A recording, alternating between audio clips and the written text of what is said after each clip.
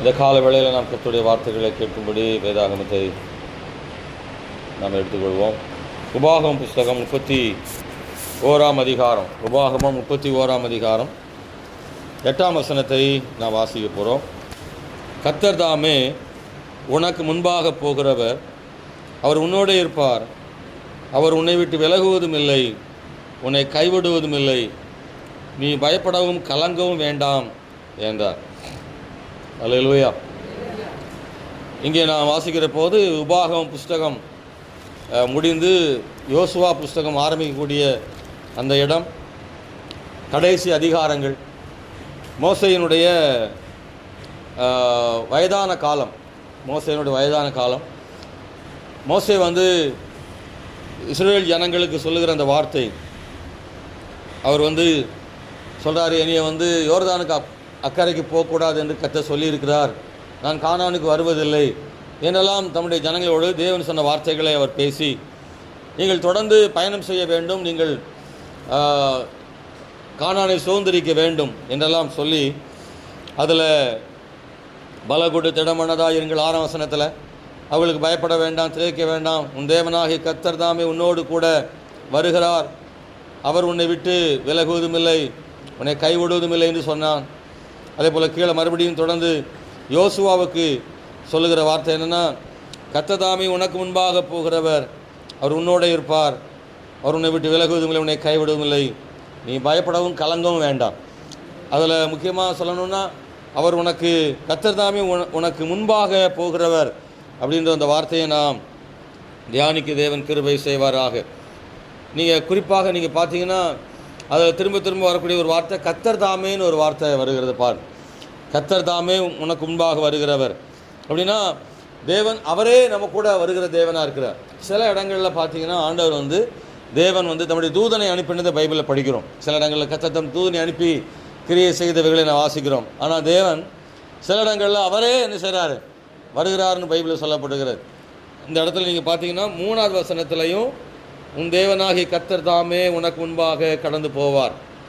6ஆம் வசனத்திலையும் நீங்கள் பார்த்தீங்கன்னா கர்த்தர் தாமே என்ற வசனத்தை நாம் அங்கே வாசிக்கிறோம். உன்னோட கூட வருவார். ஸ்தோத்திரம்.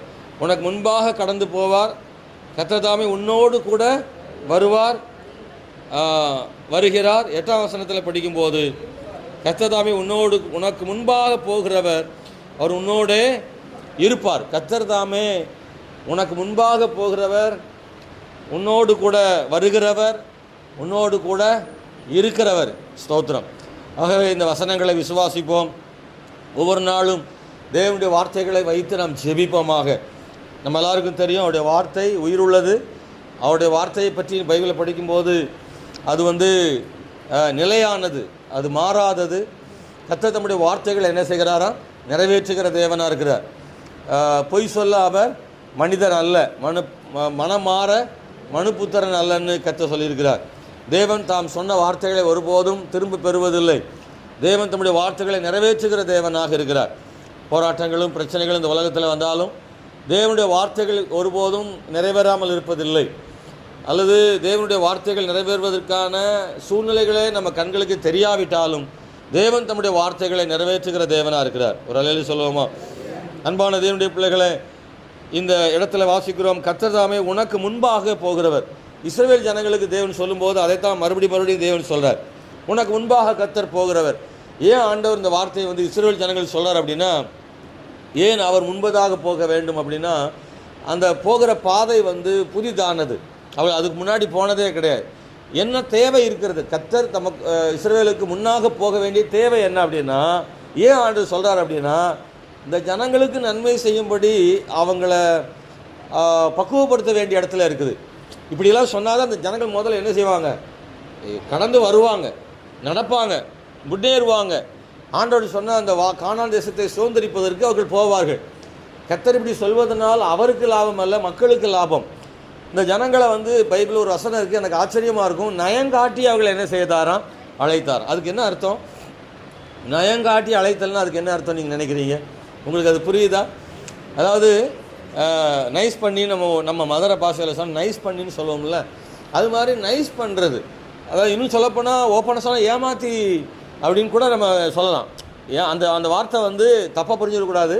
நாம் சில நேரம் பிள்ளைகளுக்கு நன்மை செய்வதற்காக சில விஷயங்கள் என்ன செய்வோம்னா சொல்லுவோம், அப்படி தானே? சாப்பிட வைக்கிறதுக்கு என்ன செய்ய வேண்டியிருக்கு? ஏமாற்ற வேண்டியிருக்கு. இன்றைக்கி அந்த பிள்ளைகளை ஏமாற்றி தீமை செய்வதல்ல, ஏமாற்றி நன்மை செய்வது. அந்த ஏமாற்றுதல்ன்ற வார்த்தை கடினமான வார்த்தையாக இருக்கலாம். ஆனால் ஆண்டவர் கர்த்தர் வந்து இந்த நயங்காட்டின்ற வார்த்தையை ஏறத்தாழ கொஞ்சம் அப்படி சொல்லலாம். அந்த பிள்ளைகளை நைஸ் பண்ணி அவங்கள வந்து ஆசை காட்டி செய்கிறது. ஆசை காட்டி தீமை செய்வதல்ல, நன்மை செய்வது. அந்த வார்த்தை அதை படிக்கும்போது ஆச்சரியமாக இருக்கும். இப்படியெல்லாம் ஆண்டவர் செய்வதற்கு காரணம் இந்த ஜனங்கள் ஆண்டவர் அவ்வளோ நேசிக்கிறார். உண்மையை சொன்னால் கூட அந்த ஜனங்கள் வந்து வரமாட்டாங்க. ஏன்னா அவங்களுக்கு வந்து மனதளவில் அப்படி அவங்க மாறிட்டாங்க. அடிமைத்தனங்கள் இருந்து இருந்து எந்த ஒரு காரியத்தையும் தைரியமாக செய்கிறதுக்கோ முன்னேறுவதற்கோ நடப்பதற்கோ அவங்களுக்கு மனசில் கூட என்ன இல்லை, தைரியம் இல்லை. அதனால அவங்க வந்து போதும், இருக்கிறதே போதுன்ற இடத்துக்கு அவங்க இருக்கிறாங்க. ஆனால் தேவனும் அவங்களுக்கு வைத்திருக்கிற ஆசீர்வாதம் மிக உயர்ந்தது. இப்போது இருக்கிற நிலைமை மிகவும் படுமோசமானது. அதிலிருந்து ஒரு படி மேலே கிடையாது, அது ரொம்ப டோட்டல் டிஃப்ரெண்ட். வித்தியாசமான ஒரு அடிமைத்தனத்திலிருந்து குடிமக்களாக கூட இல்லை, ஆளுகிறவர்களாக சொந்த தேசமாக மாறுகிற ஒரு இடத்திற்கு தேவன் அவங்கள கொண்டு போகிறாரு. ஆனால் அதை ஏற்றுக்கொள்ளக்கூடிய பக்குவம் அவங்களுக்கு இல்லை. ஆனால் அதை அந்த மக்களுக்கு கொடுக்கறதுக்காக தேவன் அவங்கள நயங்காட்டி என்ன செய்கிறாராம், கொண்டு போகிறார். அதனால தான் அவர் சொல்கிறாரு, நான் உங்களுக்கு முன்னாடி என்ன செய்கிறேன், போகிறேன் என்று கர்த்தர் சொல்கிறார். ஆகவே இந்த ஜனங்கள் வந்து கர்த்தருடைய வார்த்தைகளை புரிந்து கொள்வதற்காக தேவன் அநேக விஷயங்களை சொல்கிறத பார்க்குறோம். ஏன் ஆண்டவர் முன்னாடி போகணும் அப்படின்னா, தேவனாகிய கர்த்தர் முன்னாடி போக வேண்டிய அவசியம் என்ன செய்யுது இருக்குது. ஏன்னா இவங்களுக்கு முன்னாடி தான் யார் இருக்கான, சத்துருக்கள் இருக்கிறாங்க. அப்படியானால் இவங்களுக்கு முன்னாடி சத்துரு இருப்பதனால் இவர்களுக்கு முன்னாடி ஆண்டவர் இருக்க வேண்டியது. கர்த்தர் சொல்கிறாரு, உனக்கு முன்னாடி இருக்கக்கூடிய சத்துருக்களை மேற்கொண்டு தேசத்தை சுதந்திரிக்க வேண்டுமானால் உனக்கு முன்பதாக நான் என்ன செய்ய வேண்டும், இருக்க வேண்டும் என்று கர்த்தர் சொல்கிறார். இன்றைக்கும் நமக்கு முன்னாடி ஆண்டவர் இருப்பார். அல்லேலூயா. அன்பான தேவனுடைய பிள்ளைகளை, ஸ்தோத்திரம். கர்த்தருடைய நாமத்துக்கு மகிமை உண்டாவதாக. ஒன்று, இதுக்கு முன்னாடி அந்த வழியில் அவங்க புதிதாக போனதில்லை, இதுக்கு முன்னாடி போனதில்லை, புதிதாக தான் போகிறார்கள். எனவே கர்த்தர் அங்கே இருக்க வேண்டும். 2, ஆண்டவர் இல்லாமல் இவர்களுக்கு என்ன இல்லை, வெற்றி இல்லை. ஆண்டவர் இல்லாமல் இவங்களுக்கு வெற்றி இல்லை. இவங்க ஒன்றும் செய்ய முடியாது. ஆண்டவர் கூட யோவான் சுவிசேஷத்தில் 15ஆம் அதிகாரத்தில் சொல்லும்போது இப்படி சொல்கிறாரு, என்னால் என்று உங்களால் ஒன்றும் செய்ய கூடாது என்று ஆண்டவர் சொல்கிறார். அப்போது தேவனுடைய பிள்ளைகளுக்கு தேவன் இல்லாமல் ஒன்றும் இல்லை. அன்பான தேவனுடைய பிள்ளைகளை, ஆண்டவரே அவங்களுக்கு சொல்கிறார், ஆண்டவர் இருக்கணுமா வேணாமா அல்லது அவர் முன்னாடி போகணுமா வேணாமான்னு தீர்மானிக்க கூட அவங்களால முடியாட்டாலும் ஆண்டவரே வாலண்டியராக சொல்கிறார், நான் உனக்கு முன்னாடி என்ன செய்வேன், போவேன் என்று ஆண்டவர் சொல்கிறார். அன்பான கர்த்தருடைய பிள்ளைகளை, ஸ்தோத்திரம். இன்னொன்று சொல்ல முடியும், நாம் தனியாக செல்ல முடியாது. தேவனுடைய உதவி நமக்கு ரொம்ப தேவைப்படுகிறது என்பதை மறந்துவிட வேண்டாம். அன்பான கர்த்தருடைய பிள்ளைகளை, தேவன் நமக்கு முன்னால் செல்லும் பொழுது உபாகம் 31:3 நான் வாசிக்கிற போது, உன் தேவனாய் கர்த்தர் தாமே உனக்கு முன்பாக கடந்து போவார், அவரே உனக்கு முன்னின்று அந்த தேசத்தாரை அழிப்பார், நீ அவர்கள் தேசத்தை சுதந்தரிப்பாய், கர்த்தர் சொன்னபடியே யோசுவா உனக்கு முன்பாக கடந்து போவான். உண்மையாகவே தேவன் சொல்கிறார், முன்னின்றுன்ற ஒரு வார்த்தையை நீங்கள் கவனிக்கணும். அந்த வார்த்தையை ஆண்டு சொல்கிறார், முன்னின்று. அவரே முன்னாடி போகிறது மட்டும் இல்லை, அவரே முன்னின்று எனக்கு முன் எது இருக்கக்கூடாதோ அதை அகற்றுவதற்காக அவர் முன்னாடி என்ன செய்கிறாருன்னு நிற்கிறார். ஸ்தோத்திரம். அவர் முன்னாடி போகிற தேவன். பைபிளில் பல இடங்களில் வந்து சொல்லப்பட்டிருக்கிறது, உன்னோடு கூட வருவார், உனக்கு பின்னாக காப்பார் அப்படின்லாம் வசனங்கள் நிறைய இருக்குது. ஆனால் இந்த இடத்துல சொல்கிறது, கர்த்தர் நமக்கு முன்பதாக போகிற தேவனாக இருக்கிறார். இந்த மே மாதத்தில் நம்ம ஆண்டவர்கிட்ட சொல்லுவோம், ஆண்டவரை நீர் எனக்கு முன்பதாக போகிறீர் என்பதை நான் விசுவாசிக்கிறேன். கையை உயர்த்தி ஆண்டவரை கண்களை மூடி, ஆண்டவர் இந்த புதிய மாதத்தில் நீர் எனக்கு முன்பாக போகிறீர் என்பதை நான் விசுவாசிக்கிறேன். ஆண்டவரே, அன்பானவர்களே, ஸ்தோத்திரம். அவர் நமக்கு தருகிற ஆசீர்வாதம் நமக்கு முன்பதாக என்ன செய்கிறதா இருக்கிறது. நான் ஆசீர்வாதத்தை சுதந்திரிக்க வேண்டுமானால் அது எனக்கு முன்னாடி தான் என்ன செய்து இருக்கிறது. நான் அதை பெற வேண்டும். எனக்கு முன்பதாக இருக்கிற ஆசீர்வாதத்தை பெறுவதற்கு நான் போகிறேன். அப்போ அதை பெற்றுக்கொள்வதற்கு எனக்கு என்னால் இயலாது, தேவன் தான் எனக்கு என்ன செய்ய உதவி செய்ய வேண்டும். அந்த இடத்துல தான் நாம் நிற்கிறோம். அன்பான தேவனுடைய பிள்ளைகளே, ஸ்தோத்திரம். தேவனாய் கர்த்தர் வந்து வாக்கு பண்ணினதை ஆண்டவர் கொடுப்பதற்கு இந்த மக்களை அழைத்து கொண்டு போகிறார். யாருக்கு தேவன் வாக்கு பண்ணினார்? முற்பிதாக்களுக்கு, ஆபிரகாமுக்கு ஆண்டவர் சொன்னார்.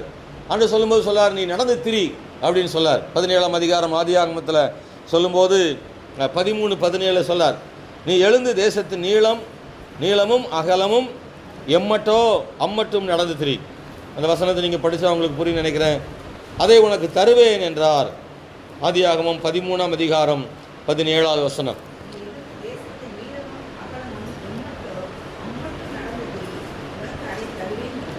இது ஆபிரகாம் கொடுக்கப்பட்ட வாக்குத்தத்தம். ஆமென், ஸ்தோத்திரம். ஏன் ஆண்டவர் முன்னாடி போகிறார் அப்படின்னா, வாக்கு பண்ணினதை கொடுப்பதற்கு மட்டுமல்ல, அந்த காலம் என்ன செஞ்சிருச்சு, நெருங்கிருச்சு. ஆபிரகாம் சொன்ன காலம் அது வாக்கு பண்ணப்பட்ட காலம். ஆனால் இப்போ இஸ்ரவேல் ஜனங்களை கூட்டிகிட்டு போகிற காலம் எந்த காலம்னா, அந்த சொன்னதை அனுபவிக்கிற காலம், அதை அடைகிற காலம். தேவனுடைய பிள்ளைகளை, இந்த நாட்களில் தேவன் நமக்கு சொன்ன வாக்குத்தத்தங்களெல்லாம் அடைவதற்கான காலங்களை தேவன் வைத்திருக்கிறார். ஒரு வசனம் உண்டு, கர்த்தர் அதினதின் காலத்தில் நேர்த்தியாக செய்கிற தேவன். ஆமென். சில நேரம் வாக்கு பண்ணின உடனே செய்வார், சில நேரங்களில் வாக்கு பண்ணி அந்த குறிப்பிட்ட காலங்களில் ஆண்டவர் செய்கிறார். ஏன் ஆண்டவர் உடனே செஞ்சார், ஏன் தாமதமாக செய்கிறார் அப்படின்னு நமக்கு தெரியாது. ஆனால் எல்லா காலங்களையும் அறிந்திருக்கிற தேவன் எதை எப்போது செய்ய வேண்டும் என்று கர்த்தர் செய்திருக்கிறார். ஆமென். சில நேரங்களில் பார்த்தீங்கன்னா ஆண்டவர் முன்னாடியே செஞ்சிருந்தானா அது சரியாக இருந்திருக்காது. ஆண்டவர் சில நேரங்களில் பொறுத்திருந்து செய்வதே சரியாக இருக்கும் என்பதனால் கர்த்தர் சரியாக செய்கிறார் என்பதை நாம் அறிந்திருக்கிறோம். காலங்களை நேரங்களை நமக்கு யூகிக்க முடியாது, அல்லது அதை புரிந்து கொள்ளக்கூடிய வல்லமை நமக்கு இல்லை.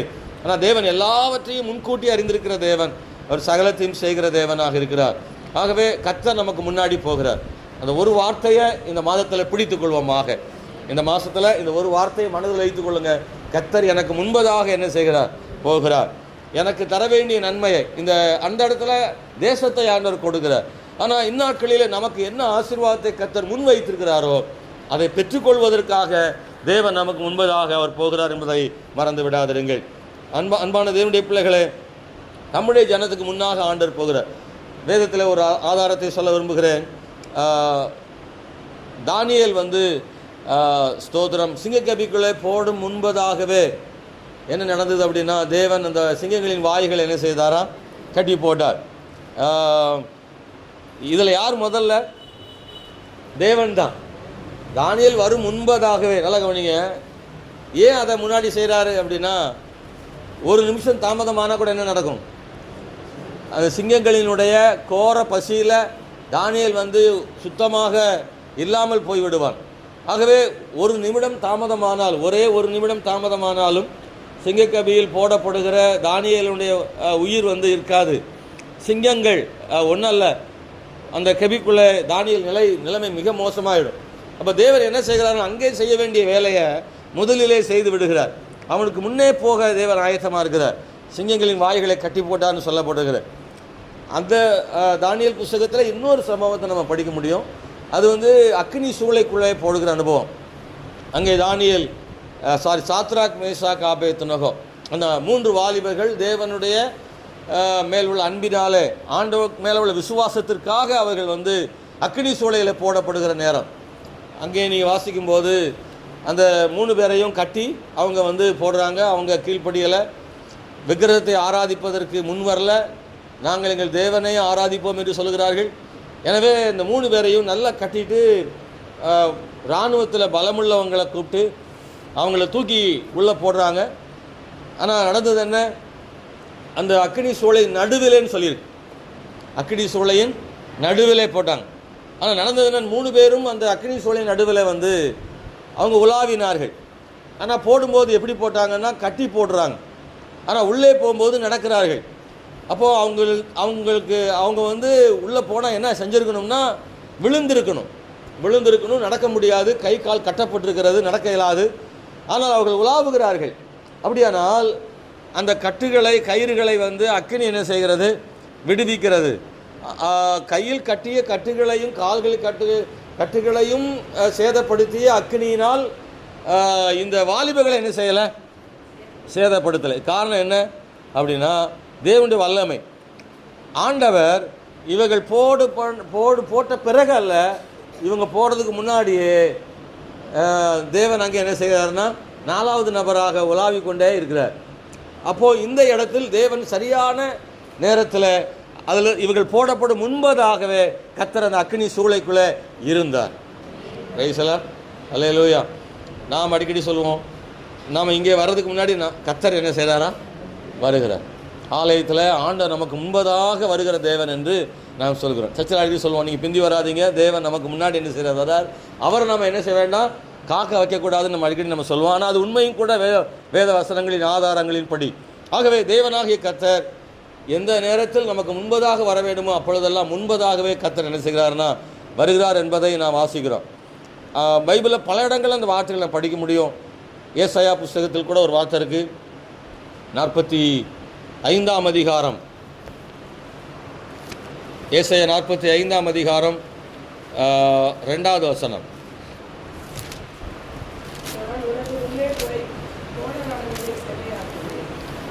ஒரு சின்ன வசனம் தான். நான் உனக்கு முன்னே போய் கோணலானவைகளை செவையாக்குவேன். அன்பானவர்களே, பொதுவாக ஆண்டவர் தேவன் அப்படின்ற இடத்துலேருந்து பார்த்தா உண்மையிலே அதை செய்ய முடியாது. ஏன்னா அவர் வல்லமையானவரும் மகிமையானவரும் ஒருவரும் சேரக்கூடாத ஒளியிலும் இருக்கிற அதிகாரம் வல்லமை உள்ள ஒரு பெரிய தேவன் அப்படின்னு எடுத்துக்கிட்டால் அது சாத்தியமில்லை. ஏன்னா பொதுவாக இந்த வசனத்தின்படி ஒரு ஆளுக்கு முன்னாடி போய் எல்லாம் ப்ரிப்பேர் பண்ணணும்னா யார் வர்றவர் பெரிய ஆளா, ப்ரிப்பேர் பண்ணுறவர் பெரிய ஆளா? யோசித்து பார்க்குறீங்களா? நம்ம ஆண்டவர் என்ன செய்கிறாருன்னு. உனக்கு முன்னாடி போய் நான் எல்லாம் ரெடி பண்ணுறேன்றார் ஆண்டவர். அப்படின்னா ஒரு பெரிய மனிதர் வர்றாருன்னா அவருக்கு முன்னாடி எல்லாம் ப்ரிப்பேர் பண்ணி வைப்பாங்க, எல்லாம் ஆயத்தம் பண்ணி வைப்பாங்க. அவர் என்ன செய்வார், வருவார். ஆண்டவர் சொல்ல, நான் உனக்கு முன்னாடி போய் என்ன செய்ய வைக்கிறேன். இது எந்த உறவு காமிக்கிறது அப்படின்னா, வல்லமையான தேவன் மக்கள் அப்படின்றத தாண்டி தகப்பன் தாய் பிள்ளை அப்படின்ற ஒரு இடத்துக்கு தேவன் நம்மளை கொண்டு வரார். அதாவது தேவன் என்ற உறவிலிருந்து நம்மை பார்க்காமல் தகப்பன் என்ற இடத்துலேருந்து நம்மளை கர்த்தர் பார்க்குறார். நாம் பிள்ளைகளுக்காக பெரியாலெல்லாம் பார்க்குறது இல்லை, அப்படி தானே? நாம் நான் யார் தெரியுமா, எவ்வளோ வயசு தெரியுமா, நான் உனக்கு முன்னாடி பிறந்தவன், அனுபவசாலி, அதனால் இதெல்லாம் நான் பண்ண முடியாது, நீ தான் பண்ணணும்னு நம்ம சொல்கிறது இல்லை. பிள்ளை நல்லா இருக்கணுன்றதுக்காக நம்ம சில நேரங்களில் பார்த்திங்கன்னா எவ்வளோ வயசானாலுமே நம்ம இறங்கி போய் சாதாரணமான காரியங்களை செய்து பிள்ளை நல்லா இருக்கணும்னு நம்ம நினைக்கிறோம்ல. ஆண்டவர் அந்த பொசிஷனில் தான் இருக்கிறார். ஆண்டவர், நான் உனக்கு முன்னே போய் கோணலானவைகளை என்ன செய்கிறேன், செவையாக்குகிறேன். இதற்கு காரணம் என்ன? பிள்ளையின் மேல் உள்ள அன்பு இல்லை, தன்னுடைய ஸ்தானத்தை கூட பெரிதாக நினைப்பதில்லை. நாமெல்லாம் மற்ற இடத்துல தான் அந்த அதிகாரம் வேலை செய்யும். நான் போய் செய்யணுமா, நான் யார் தெரியுமா, நான் அனுபவசாலி இல்லையா, உங்கள் வேலையை நீங்கள் பார்க்கணும், என் வேலையை நான் பார்ப்பேன் அப்படின்ற இடத்துல அந்த பொறுப்புகளை பேசுகிற இடத்துல இல்லாமல் எதை வேணாலும் செய்யக்கூடிய இடத்துல ஒரு தாயாக தகப்பனாக நிற்கிற ஒரு தேவனை அடையாளப்படுத்துகிற ஒரு வசனமாக இந்த வசனம் என்ன செய்யுதுன்னா இருக்கிறது. இன்னொன்று என்ன அப்படின்னா, கோணலானவைகளை செவையாக்க என் பிள்ளையால் ஆகாது, நான் தான் என்ன செய்யணும், அதை செய்யணும். ஆண்டவர் நினைக்கிறாரு, இதை சரி செய்ய என் பிள்ளையாலே முடியாது என்று தேவன் அறிவார். சில நேரங்களில் தேவன் நம்மை கொண்டு அதை செய்கிறார். தேவன் நம்ம கொண்டு செய்கிறார். ஏன்னா நம்மளை உருவாக்கணுன்றதுக்காக என்னால் எதையெல்லாம் முடியுமோ, எவ்வளோ வெயிட் என்னால் தூக்க முடியுமோ அதை செய்கிறதுக்கு என்ன ஆண்டவர் செய்ய வச்சு உருவாக்குறார், பழக்க வைக்கிறார் ஆண்டவர். ஆனால் சில நேரங்களில் நீ சும்மா இரு, நானே என்ன செய்கிறேன். பெண்கள் இயேசு கிறிஸ்து மரித்து அடக்கம் பண்ணப்பட்ட போது அவர் கல்லறைக்கு போகிறாங்க. எல்லோரும் பெண்கள் போகிறாங்க. அவருக்கு வாசனை திரவியங்களை பூசுறதுக்காக போகிறாங்க. வாசனை திரவியம் பூசுறதுக்கு உள்ளே இருக்கார், கல் புரட்டி தள்ளி அதை முடியாது.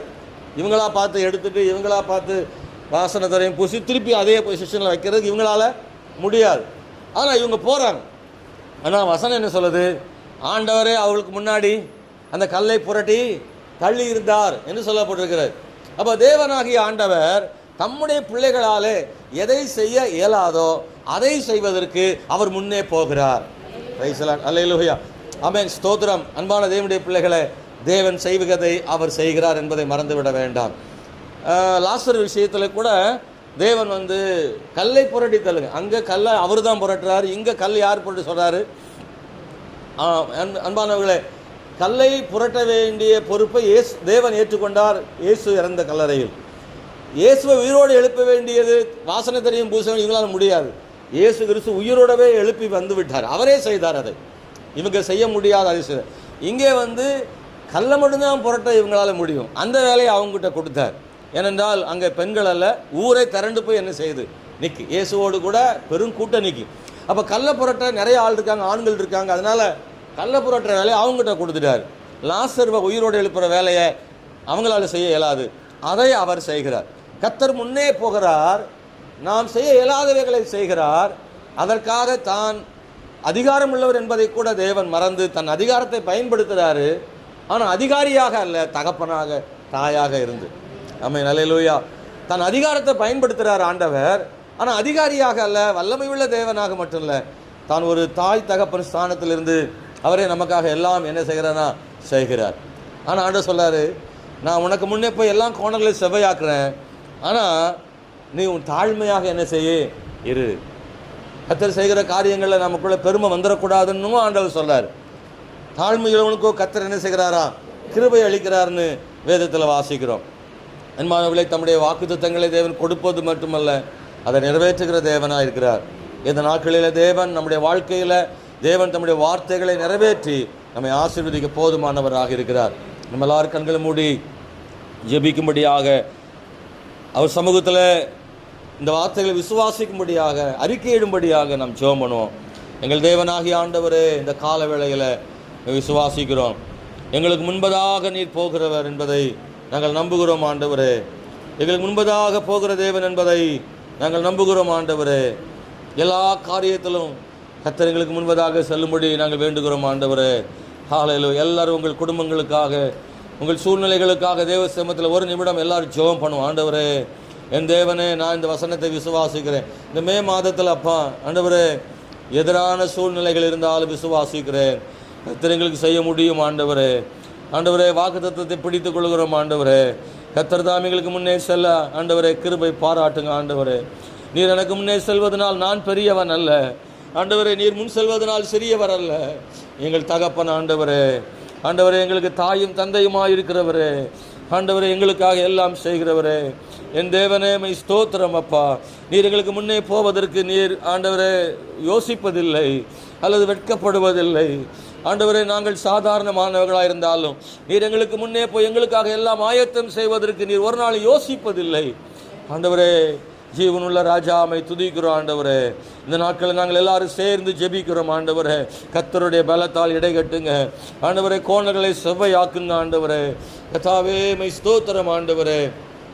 அப்பா, அநேக இடங்களில் எங்களுக்கு ஆண்டவரே பலன் இல்லை ஆண்டவரே, சத்துவம் இல்லை ஆண்டவரே. அப்பா மை ஸ்தோத்திரம். சுமக்க முடியாத பாரங்கள் சில நேரங்களில் உண்டு, அது எங்களுக்காக நீரே சுமக்கிற தேவன் ஆண்டவரே. கர்த்தாவே, நாங்கள் போகிற பாதையில் நாங்களாக நடக்க இயலாத போது எங்களை தூக்கி சுமக்கிற தேவனாக இருக்கிறீர் ஆண்டவரே.